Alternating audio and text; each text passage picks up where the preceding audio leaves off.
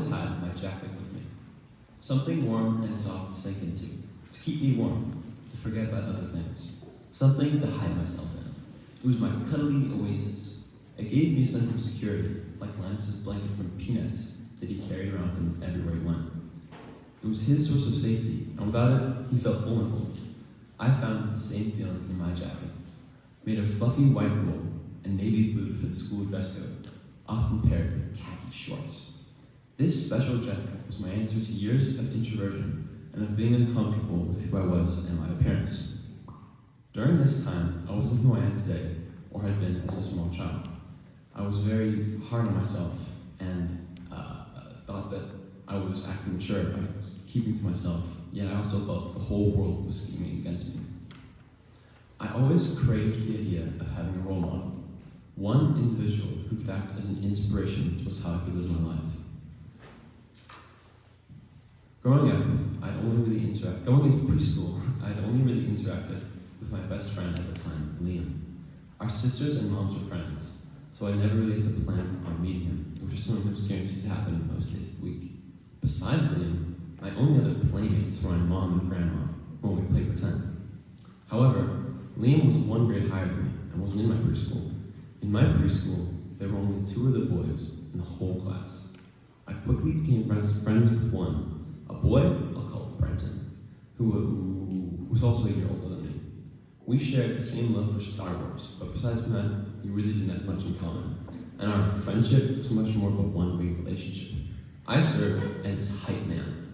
For example, when he'd been packed apples for lunch, he would ask, "Who can eat the most apples?" And I'd yell, "Brenton can." At the time, that's just how I thought a friendship should be. I'd follow him around everywhere, and whatever he said I thought was always the right thing in my mind. He'd pick where we'd explore during lunch and where we'd play during our breaks. One day, we'd both been buying strawberries. The day before, I'd gone to the supermarket with my mom and learned the difference between organic and non-organic. My mom had told me that the organic strawberries were crispier than the non-organic ones. Of course, I had to share this newfound knowledge with Brenton. However, Brenton's strawberries weren't organic, and he regarded organic strawberries differently. He said it wasn't the organic strawberries that were the crispiest, but the non-organic ones. I immediately agreed with him, without even questioning him. I thought because he said it, it must be true. For the rest of preschool, I stayed happily in my jacket, completely oblivious as to how much of a follower I'd become. Fast forward a few years to the 5th grade, and I'm still creating the same mistakes. Making friends with people who aren't like me and weren't good for me. So during this time, I had trouble interacting with my peers and often stuck to myself. To this point, I've been modeling myself after people who were different than me. Growing up, I didn't have many of the things that my classmates had. Because these differences tended to pop up, I felt like an outsider. And for a person to try to model themselves after others and fit in, this wasn't a good thing. So, in an attempt to be more like those around me, I covered my distinctiveness and hid in my jacket. However, in those years, there was one good friend I started to make. A boy I'll call Winston, who was outgoing, extroverted, nice, and silly. He was just a kind of goofy kid, which really reflects deeply who I am today and I've been in the earlier years of my life. He was someone I felt comfortable hanging around and being myself with. I wanted to be like him, but the difference this time was I did not feel the need to change or hide who I was to do so. I wanted to face life with happiness, so the following year, I decided that was the change I would make. I was going to shed the jacket that I'd been carrying around as my safety blanket, and instead of navigating friendships with a security barrier, it was time to shed it. It had been an obstacle to my growth, life, and confidence. It was barriers to my happiness. Looking back, choosing this friendship and this particular role model may be one of the best decisions I've ever made. It was a turning point in my life. Thank you.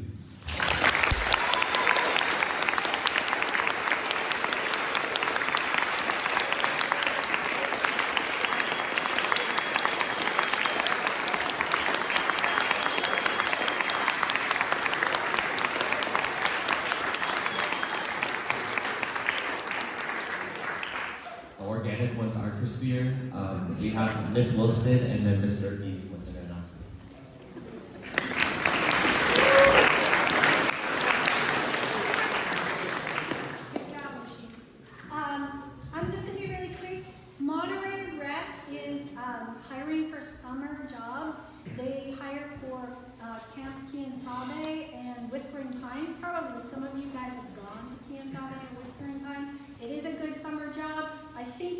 applications are usually due April 15th, but something to look into. Oh, and if you have time, go see the robotics competition this weekend. It's super fun.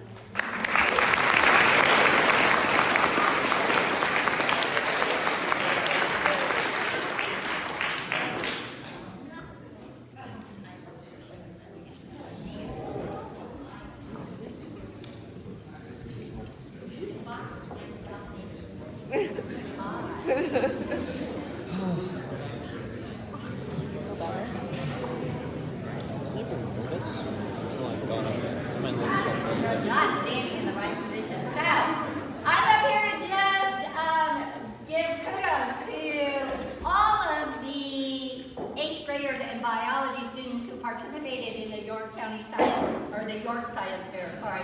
And several of our students decided to go on to the Monterey County Science Fair, which was actually during spring break. So it is my pleasure to announce that in second place in the category of psychology and social sciences was Ava Hoffmeister.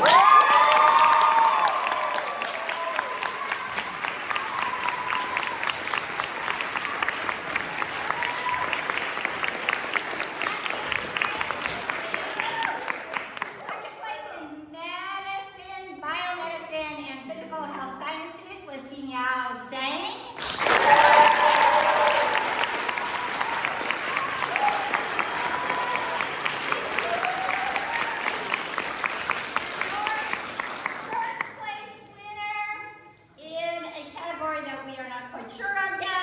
We think it's engineering, technology, and invention, was Alexander Simpson.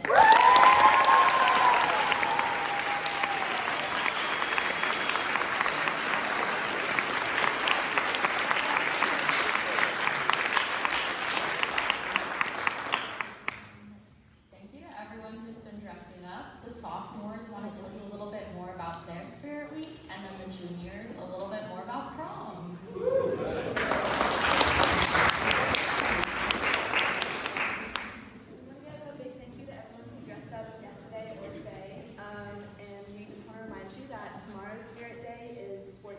Jersey Day, so you can wear a jersey from your favorite team or a York team if you want. Thursday is dress as a teacher day or a faculty member. And then Friday is Gone Without Reason, which really, I don't know how to explain that. So basically, you wear something with another person and you two are supposed to rhyme. And on Friday, we have a dodgeball competition, 8th, 9th, and 12th versus 10th and 11th in the gym at lunch. And then the winners of that will be against faculty on Monday. So to get more people to participate, we're gonna have in the commons, we want people who dress up to come to the commons, and we're gonna count how many people from your grade participate, and whatever grade has the most participation is gonna get a special treat on Monday at lunch. So that's gonna be Wednesday, Thursday, and Friday of this week. So just come to the commons at lunch if you're dressed up. And today. Just Wednesday, Thursday, and Friday. Thank you.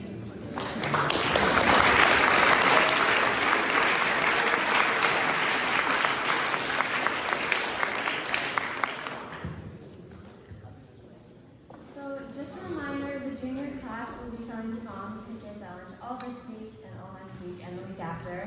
But the couples deal goes away after this week, which is $100 for 2 tickets, and singles tickets are $60.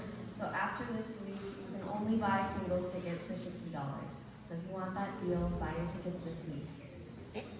Yep. Also, a reminder to submit promposals if you want to win free tickets. So we haven't gotten many yet, so submit promposals, please.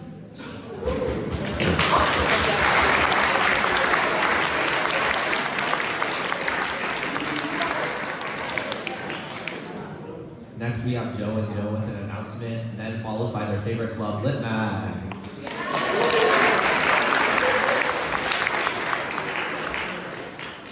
Just a reminder that we're still taking volunteers for the recent marathon. Yeah, so if you'd like to volunteer at the Big Sur Marathon, which is pretty fun, then I'll send out that email again. Make sure to register on the website and fill out my Google form. Thank you.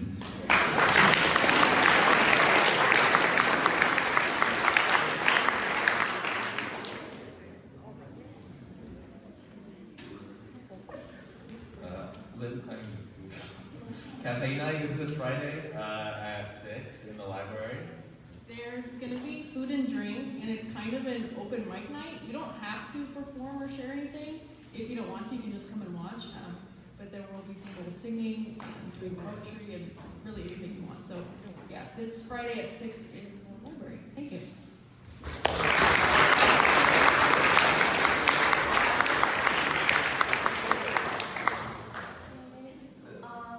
Next we're going to do a quick boys volleyball announcement and then hear about TEDx from Mr. Burke.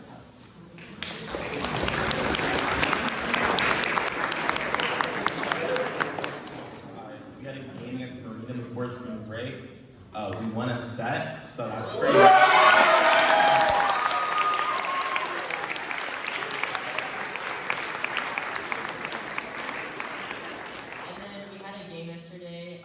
It was a really close match for every single set. It was like 25-21 each set, but we lost 3-0. But today, we have a game, a home game at 5:30 against Anzar. This is our redemption arc, so come watch.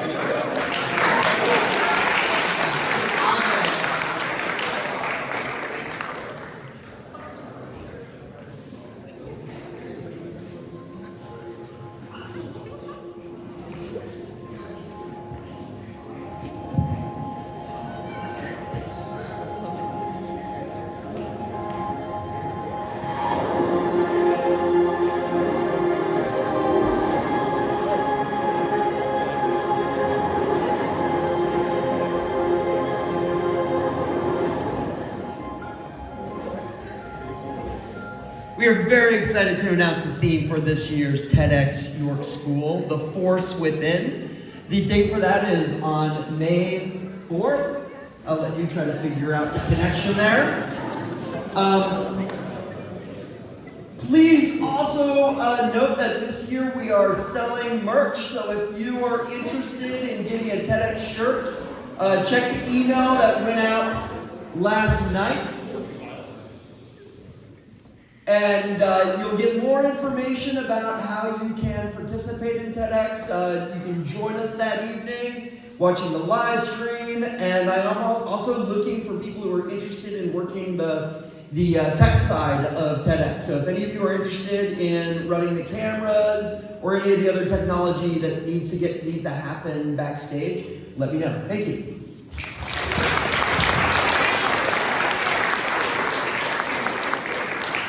Next, we have the Hispanic Culture Club with an announcement.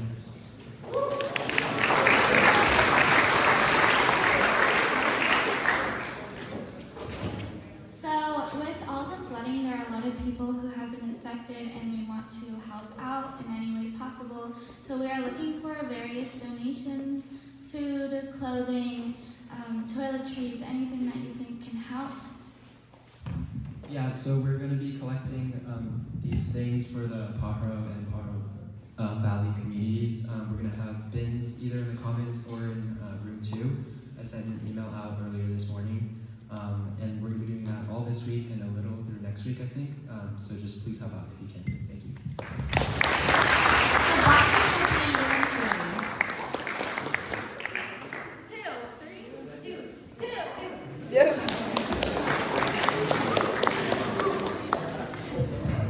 And last but not least, we're going to hand it over to Eli to close us out.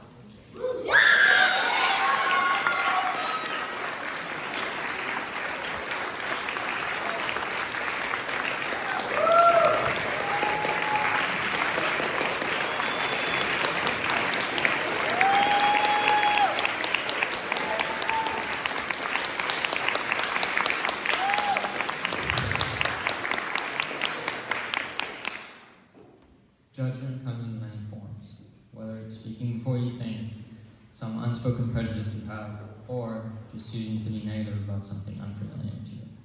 I experienced the latter example of this on my hiking trip the summer before freshman year.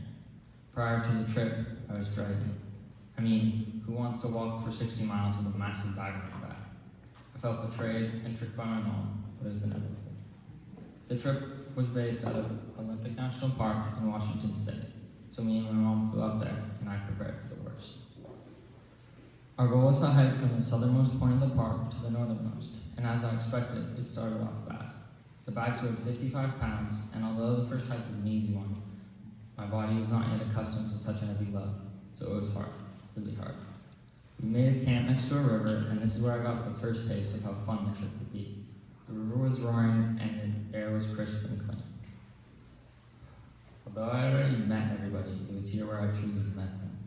But it didn't last. The next day, it felt comparable to the ninth rain of hell. It was raining when I woke up, and it was raining when I went to bed. It was freezing cold, damp, and dark, not to mention the hike. 9 miles, straight uphill, on trails so skinny you could barely fit both your feet next to each other. And since it was only the second day, it felt as though I was chained to the campsite behind me. The trees enclosed any chance of sun, if there was any, but since it was raining all day, that wasn't even close to an option. As the hike progressed, it felt as though a blowtorch was eating into my shoulders as they began to sting and burn. And as we neared the end of the day, we had still not reached camp, and I began to question if we were going the right way. We weren't. We finally reached camp. Now, I must add, when I say camp, I mean a tiny field covered in deer feces and rocks. Not to mention, it was still raining. I set up my tent in a field of thorny bushes and fell asleep the second I lay down. That day was utterly terrible, but it was also rather refreshing because I gained the satisfaction of completing it. Everything from then on was uphill, literally and figuratively. Although the next couple days were hard, they were nothing compared to that one day, so I began to be able to enjoy hiking more.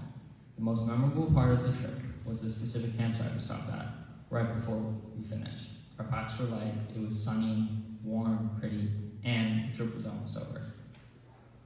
This campsite was beautiful. It started with a path through blackberry bushes and flowers and opened up into an enclosure of sand and grass. To the left was a field of flowers and plants, and to the right was a forest. Straight ahead was a beach right up against the river. There was also lots of wildlife, butterflies, squirrels, and deer. Each step I seemed to relax more and more. A combination of these 2 days and many more made this trip something I always reflect upon when I begin to judge something before I do it. Yes, I was partially right about it in the beginning, but as it progressed and I became more open-minded, it paid off and became one of the most memorable experiences I've ever had.